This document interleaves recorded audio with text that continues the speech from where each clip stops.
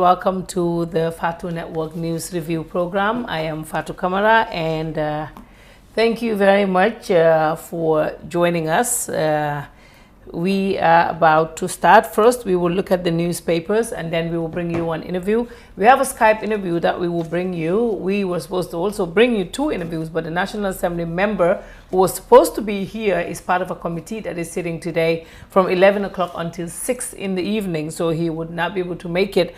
But we're working on either Saturday or wait until Monday when we have the news review and Omar is back, so we can have that interview for you.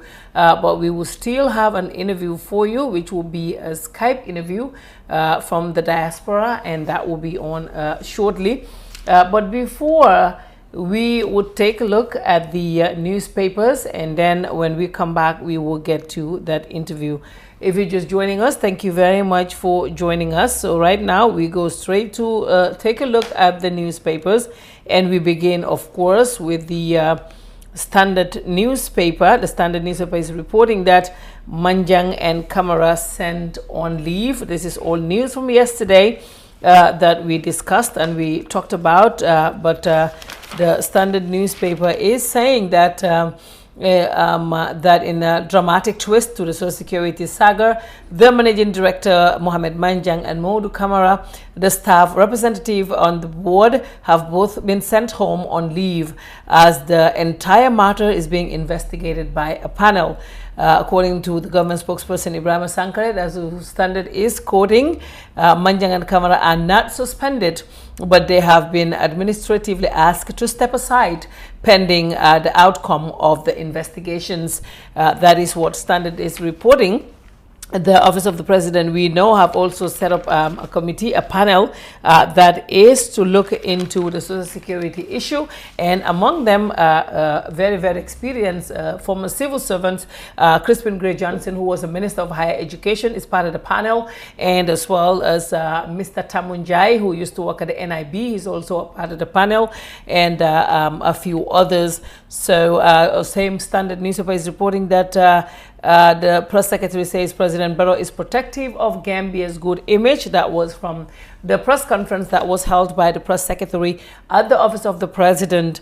The State House Press Secretary Ami Bojan Sissoho has said that President Adama Barrow has reaffirmed his commitment that he will not be involved in anything that would tarnish the image of the country. That's what Ami said to journalists at a press conference, that the president does not want to do anything that would not be in favor of the country and Gambians. That's what Ami was saying. And she talked about the China Conference, the Social Security issue, and of course the pardoning of prisoners, which we understand Sandaka is still held at the Mile 2 prisons. That's what we understand, while investigations are going on until they are complete. GPU elections debate rescheduled. That's also in the news, that the Gambia Press Union Congress has been moved to September 7 to the 8th. The public is being notified that the proposed date for GPU is also rescheduled to Wednesday, now the 5th of September. That's also on the Standard newspaper. And Foreign newspaper is reporting State House announced a security investigating panel. That's also on here. And like we said, the panel was set up yesterday by the President of the Republic, President Adama Barrow. And that is also in the news. I was trying to find the names of the members of the panel. And here they are. They are the former Minister of Higher Education, Mr. Crispin Gray Johnson, Honorable Ali Ngom. He was also Secretary General and also served at the UN. Mrs. Nellie Taylor is also a member of the panel, and Alaji Tamunjai, he used to work at the NIB, and Njalo Barrow is also a member of the panel. So this panel is expected to complete their investigations in a month, and then the decision will be taken, of course, at the situation of the Social Security and Housing Finance Corporation. But we're hearing that none of the 2 men who are put on leave right now are suspended. They are put on administrative leave, and that is according to the spokesperson Sankare. He did say that to the Standard newspaper. So State House press secretaries on President Barrow's engagement is also on the Foroyaa newspaper. Suspension of Modu Kamara yet to be settled. That's also on there. The suspension of Mr. Modu Kamara, an employee of Social Security Housing Finance Corporation, is yet to be settled. The staff have been demanding the reinstatement of Modu Kamara, a chartered accountant, senior audit manager, and a staff representative at the Social Security Board. So that was the standoff. I'm sure you all know about it by now. It was the one that the Chief of Defense Staff, Lieutenant General Masane Kinte, and the Police Inspector General, Mr. Job, went to talk to the Social Security staff to maintain peace. And the Point newspaper is reporting that President Barrow explains 11 million donation to pilgrims. We heard about that. That's the one that they said is from anonymous donors, and the press secretary did talked about that as well. She said these are people who have very good intentions and they do not want their name to be out there. That was why they want this to be done, you know, on the low. She talked about that. And the Point is reporting that the President of the Republic, Adama Barrow, has explained the source of the 11,252,000 donation through Gambian pilgrims during the 2018 Hajj program in Saudi Arabia this month. They said that hosted by the spokesperson, a press release at the office of the president yesterday, the presidency said it should be made known that the individual who provided the funds through the Saudi government did not want to be named. That's what the press secretary said, that the anonymous philanthropist indicated in the press release from the government spokesperson. So they're saying the person does not want to be named. He just wants to be, you know, he wants to be nice to Barrow, he wants to be nice to the country, but he doesn't want to be named. So President Barrow launches investigative panel. That's also on the Point newspaper. And Barrow's Security Managing Director sent on leave. That's Mr. Mohamed Manjang, who is currently on leave, administrative leave. The government is saying, spokesperson is saying that he is not suspended. He's just put on administrative leave. I will work for Barrow government even as cleaner. The CDS, the former CDS, is saying that the former CDS Chief of Defense Staff, retired General Usman Baji, has explained that he is ready to work with the Barrow government even if he's appointed as cleaner to contribute to the development. What he is saying right here has been heard before. When President Jammeh was here, there was news reports from individuals saying that they're ready to be his cleaner. I'm sure we're seeing the same thing right here. So they said he made these remarks yesterday in an exclusive interview with Noraini Baifal during their breakfast talk show on Sen FM. And the Voice newspaper is reporting that President Barrow launches the Social Security and Housing Finance Corporation investigative panel that is to last for a month. We did explain that cattle disease kills 14 cattle in the Gambia. Government approves 40% of petroleum license. That's also on the newspaper. And MD Manjang sends on leave. That's also on the papers. And 2 men in police custody. That's also on the newspapers. And it says that the police in Manjai Kunda yesterday arrested Babukar Saidi, a Gambian, and Usainu Cham, a Senegalese, at a pump attendance at Aqua Energy filling station at Manjai Kunda. So the police are saying the duo both work at Aqua Energy in Manjai and have arrested in connection with break-ins at the Aqua Energy. So that's all in the newspapers for you. We're supposed to have an interview very, very soon. It is a rainy day in Gambia today. It's raining like non-stop. Since in the morning it rains and it stops and it rains again. So we will bring you this interview. I asked them to call at about 3:40, so they should be calling any minute from now. And then we will bring you that interview. And like I said, we'll be giving you updates every day on the Fatoumata Barrow Foundation. But until now, we have not heard anything new. We're still waiting on the board of directors who said they are working on investigating the issue because they do not know how that money got into their accounts. But the interesting thing is, 1 minute they will say we're investigating, and the next minute, but are we accountable to anybody? That's also coming in. So we're trying to see where this would take us, but we're keeping an eye for you. And once we have the information, we will definitely let all of you know. Meanwhile, we're waiting to bring you this interview. As soon as we have that information, we will bring that to you. The Skype line is free, so if this person can call in now, it would be good to have them. But what we're going to do right now, we will take a quick break, and when we come back, we will continue. Stay tuned. Hey, what are you doing here? I'm going to replace my AfriCell 3G SIM card. Why use a 3G SIM card when you have a 4G phone? Replace your 3G SIM card today for the real AfriCell 4G SIM and receive 1 GB of internet data for free. A detailed action plan for the period June 2018 to November 2019 has been prepared. Activities and resources have been identified, and indicative timelines for the implementation of specific tasks prescribed to ensure that targets are met and that the process is not unduly protracted. The action plan covers, amongst other things, strategies on communication, research, public consultation, civic education, monitoring, and evaluation, as well as a desk review of the 1965 Independence Constitution Order, 1970 Constitution, and 1997 Constitution, along with their respective amendments, a review of constitutions of select countries and of relevant regional and international instruments. We have also developed a detailed work plan and a consolidated budget for the period June 2018 to November 2019. A guide for the development of a communications and media strategy and an interim communications and media plan has also been developed. A monitoring and evaluation strategy has been developed to serve as a check on the work of the Commission, in particular to ensure compliance with the terms of the action plan and other undertakings of the Commission. Really? Yes, get 1 GB for free just by replacing your SIM card at any AfriCell outlet with no loss of contact. The cost of bundle from the 3G SIM card is the same for the 4G SIM. And guess what? With the 4G SIM card, you can also connect to the 3G network as well. This is so cool. I'll replace my 3G SIM card right away to the real 4G SIM and receive my very own 1 GB for free.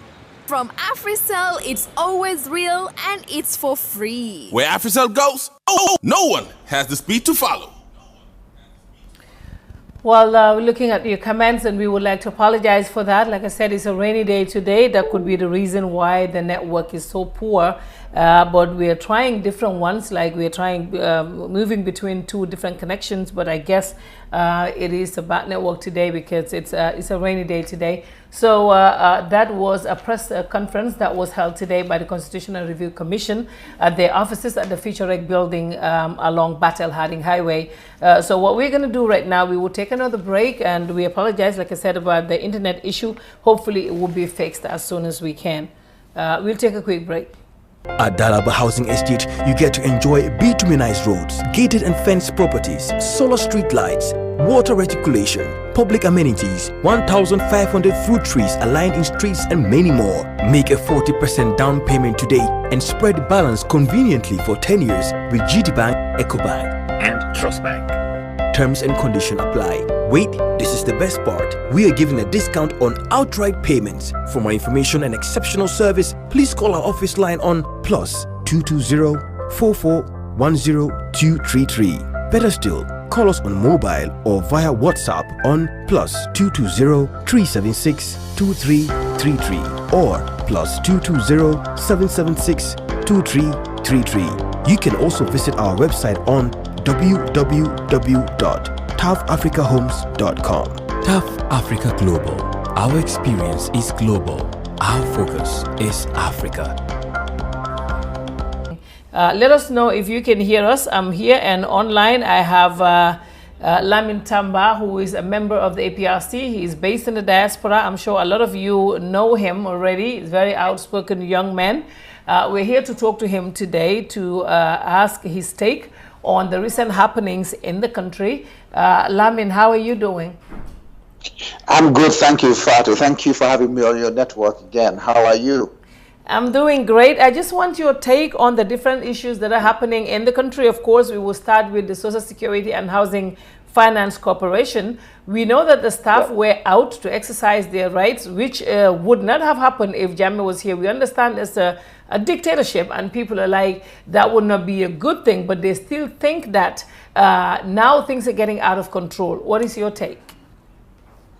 Like you rightly said, the governments are different. Under Jammeh, people were pretty much very well disciplined because you knew what the consequences were if you won. So this dispute, when it came out back in February, March, under Jammeh's regime, it would have been sorted that very week. And Jammeh didn't always use force to sort these things out. In fact, he set up a lot of commissions and inquiries and other things into many disputes, including land disputes.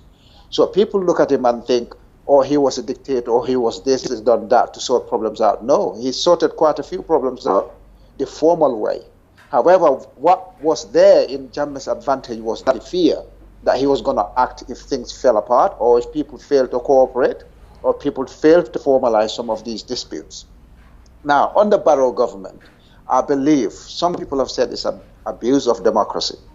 Some people have said, no, that's how democracy works. And it's actually true, that's how democracy works, except for the fact that the Social Security and Housing Finance Department was barricaded, which was the wrong part. They should not barricade it. If you have a picket line that no one is allowed to cross, people who are not part of the union or part of the dispute can still cross that picket line and go and carry out their daily office business.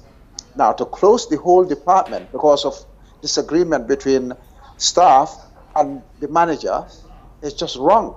But then this problem has been going on for months. It shouldn't have got to this stage in the first place. So this government is weak when it comes to formalizing our institutions. That's a code of conduct. That's a disciplinary process. That's a process by which the civil service resolves the problem. Now, my biggest disappointment is Barrow government is not a military regime. Barrow government is said not to be a dictatorship, even if me personally, I disagree, because we are back to that dictatorship. We've been back in it since last year, the very second week when they took over government. They dismissed quite a few managing directors without auditing, without taking them through the due process of disciplining them, without given them the benefit of the doubt to appeal their dismissals. We've seen that happen. Out of nowhere, they just dismissed all the managing directors that did like last year without going through due process. So we were in a dictatorship. The only difference is the numbers. Yeah, but if it was Jammeh's time, what could have happened was that they were going to force people in, to the point of maybe arresting some. Some could be detained, and who knows, some could even be tortured. And I think even though when he was here, there was more control, but it was also done in a very brutal way. Yes, that's true. Some of these people, especially the ones that blocked the bidding, they would have been probably in the cells by now, rightly or wrongly. See, that's a bad thing. That's a bad thing. Pardon? I said that's not good. No, that's not good, but depends on whether they arrested them properly and then took them through the due process. If they arrested them and then tortured them, that's wrong. So now the situation with the 33 million, we understand that the Fatoumata Barrow Foundation, which is the wife of the president, the First Lady's foundation, some amount of money was put into their account, which was over $752,000. And we understand that the foundation is saying they actually have no idea who put this money in there or how it was when it was done. But we understand that it comes from a company, Tibia, which is a company that is looking for a contract in the Gambia. Are you aware of that?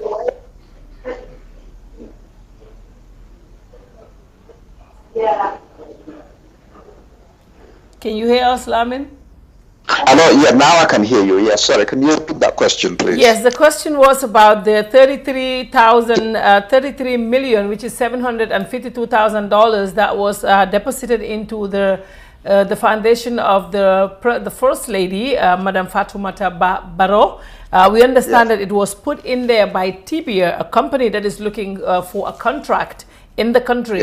But the First Lady's Foundation is saying they know nothing about it.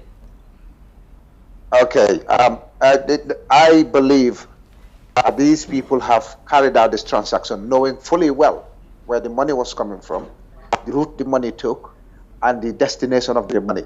I believe that the foundation and its chief executive are fully aware of it. All right?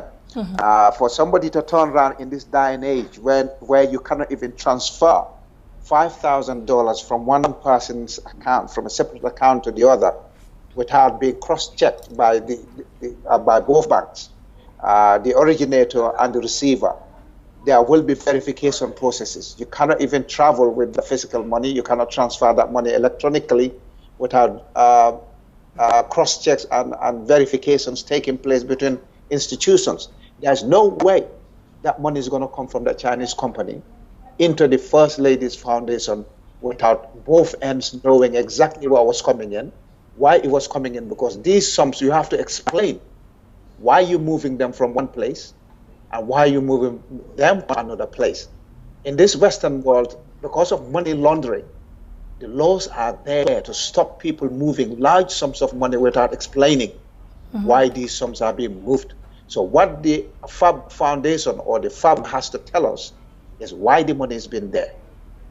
Why did they receive it? Who put it in there? Now we know, based on you guys' diligence, the journalism, especially the FATU network, you dug into it, and you found out it was the TBA company that paid into it. We need to know why the TBA company paid that into the foundation, okay? And then, because the foundation and its chief executive is not telling us why that money was paid in there in the first place, we need to continue digging to find out why that money is there. There are allegations that there are backhands taking place. There were wrong moves being taken by the company in order to secure contracts, but we don't know that yet. So far, we know the originator. So far, we know the destination. But in between, the story that links the originator to the destination, that's the missing link. And this is why we want you people like the FATU Network, reputable media houses, to dig into this. It should never go like that. This 33 million could have gone into our hospitals, could have gone into our schools, could have gone into our securities, could have gone into our road infrastructure, but it's gone into one person's account in the name of a foundation. We never seem to learn, Fatu. We never seem to learn. Well, many are saying that the current First Lady is following the footsteps of Zainab Jammeh. Do you believe that? Well, if she's following the footsteps of Zainab Jammeh, why did we vote to change them? Why didn't we keep the same if we thought it was cool? I don't know what Zainab Jammeh's route of the money was. Maybe Zainab's regime or government was more opaque, was more closed than this one. Maybe this one is more open, but I think what's happening now is because Gambians have realized, actually, we're not going to sit down and watch somebody else do what we suspect the other person did before. So now we're going to stand up to these people, because if we don't, we're going to end up exactly where we don't want. We changed for a reason. So if and you, as an APRC supporter, you don't want us to go back to that, right? If it's true that Zainab did the same, yeah, why would we want to go back to that? I wouldn't want that. Definitely not me. It will never happen, because this is why I'm keeping tabs and I'm watching all the news media to gather those pieces of evidence to find out whether this money was actually being misappropriated. We know it's not gone into that foundation in the first place. If the Chinese government wanted a contract with the Gambia government and they've got the expertise, they've got the money, all they needed to do was go through the normal route. Why should they go through some other dodgy routes by using some sub-names and using some subsidiary companies, taking a long route between China and the Gambia, going through Europe, going through Portugal, going through Senegal, or maybe finally into the Gambia? Why? Why does it have to be like that? But I saw some comments on Facebook today from, there are comments where people are saying, Jammeh should have stayed. And there was this person who said that is the worst thing for anybody to say, because Jammeh was a dictator. He was killing people. Do you think, do you agree with the people who are saying he should come back despite everything that he did? Look, let's just suppose that we're comparing this government and Jammeh now. What option would Gambians go for? And we know quite clearly now that this change was not the right change. Change was always necessary anyway, especially in institutions. change is always necessary. Whether it's 10 years or 15 years or 20 years, at some point you're going to have to change. But if you give Gambians the option, Gambians in Gambia today, if you give them the option of taking Barrow or taking Jammeh, I believe they'll take Jammeh 100%. And I can tell you that for a fact. I'm not sure about that. Pardon? I said I'm not sure about that. Look, Fatu, you're on the ground in the Gambia. You hear what people say. And people mean it, or people mean it. They're struggling, right? This never happened under Jammeh's regime. Look, they're defending Manjang at Social Security for saving 82 million for the Gambian people under Social Security, okay? So if that's the reason why you think he should get away with buying a $60,000 phone by twice, one for the girlfriend, or alleged girlfriend, or if you think because he earned 82 million for Social Security, and that's one reason why he can dine at Coco Ocean for 19,000 at the taxpayer's purse, then why can't we have Jammeh back? When Jammeh took over in 1994, Gambian economy was. But you see, the killings are the problem. The killings, the intimidation of the citizens, the harassment. People go to work, they are not sure if they're going to go back home. Sometimes they get killed even before they get home to their families. Fatu, as wrong as that was, we're talking about numbers now rather than the act. Barrow government has killed 4 people, arguably 5. Okay, I'm not saying Barrow himself physically did it, but his government has killed 4 people in broad daylight, and 1 under extreme circumstances. It's very suspicious. So we're talking about numbers between Barrow and Jammeh government now. It's not about whether they've done what Jammeh did. But if you flip it aside to the positive side, Jammeh was actually making the system work. There were no salary shortages beyond 1 month. Services were we never had that too. We never had that here right now. There are no salary shortages here too. Oh my God. People were complaining. The nurses were on strike the other day. 7 months they haven't had their allowance. There's a women's bureau, a section of the women's bureau, which was being run, Jammeh created. It went 7 months without pay. Teachers on teacher training, their salaries weren't paid for 7 months. There is that case everywhere. Gambia Civil Aviation Authority are borrowing money from private banks to be able to run their services and pay their staff. This never happened before, Fatu. Where we are now is a case of somebody's doing it, they're justifying it, and they're supporting that person, they're covering up that person. But they allege that Jammeh did the same. However, if we're talking about numbers, Jammeh's taken our Gambian economy from 800 million in 1994 to 13 billion in 2016. Those figures are staggering. That's how he's developed the Gambian economy. So if we're going by that to support Manjang, why can't we have Jammeh back? What's the problem? Because Jammeh comes back again, the fear of that towering figure, that monstrous figure that was there, that alone will get Gambians disciplined. But Gambians are saying they don't want him back. Most Gambians. Look, whether they want him back or not, the man has done what he could for the Gambia. Yeah. But don't you think he's the one we should blame for this? Because he's also partly contributed, because he was the one harassing people and got people to a point where we had no choice but to get rid of him. Well, if you blame Jammeh for what's happening today, then you need to blame Jawara for what happened to Jammeh. Okay, or what Jammeh did in government, because Jammeh is a product of Jawara's failure. Jammeh is a product of Jawara's economy entered recession 3 times. People dying, inmates dying in Mile 2 in 1982, those that have been detained from 1981 coup and haven't been charged. Okay, Sirif Liba, the opposition figure, was jailed for a year with allegations of being part of Kukoi's coup.